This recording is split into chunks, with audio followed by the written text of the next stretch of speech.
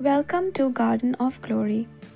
In Titus chapter 1 verse 1 to 9, Paul gives guidance to Titus on appointing leaders and elders in the church. He emphasizes integrity, sound doctrine, and faithfulness in both word and life, reminding us that godly leadership shapes the health of the church.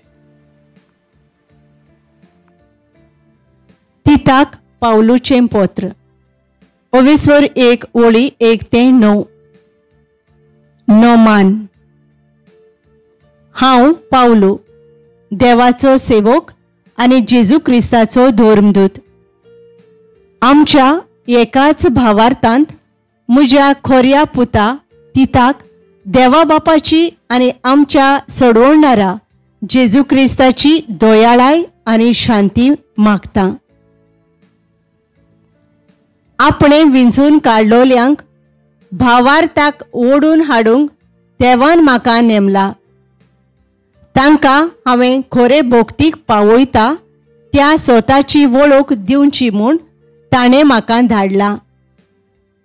सासणीक जिविताचो भरमासो तांच्या काळजांनी उपजोवचें काम देवान म्हजे आदीन केलां.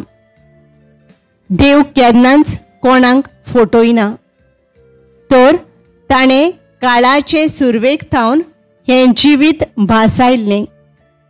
पूण ताचो युक्त वेळ पावतोच देवान आमच्या तारोकान आपलो संदेश फांकयलो आनी ताणें म्हाका दिल्ल्या हुकुमा प्रमाणें हांव तो परगोट करतां.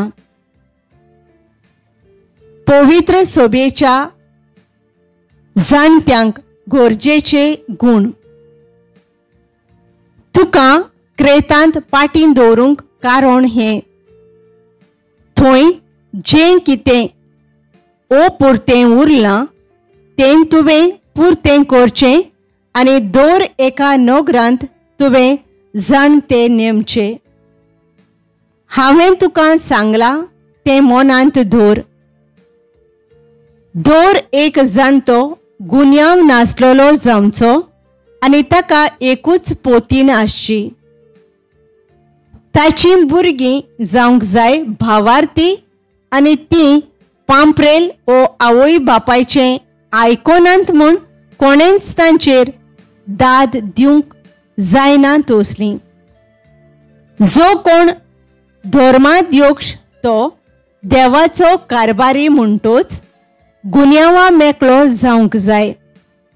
तो गोरवी ओ रागिश्ट जावचो न्हय म्हूण बेबदो मारकोर ओ गिरेस्तकायेचे आशेचो. परतेंच तो पोरक्यांचो परामोस करता तसलो जावचो आनी भोलेपणान भरलोलो. तो मर्यादीक जावंक जाय. देवाक मानता तसल्या जिविताचो आनी ताचे भोगतीचो आनी आपणाकूच दोमावूंक जाणो आसलेलो.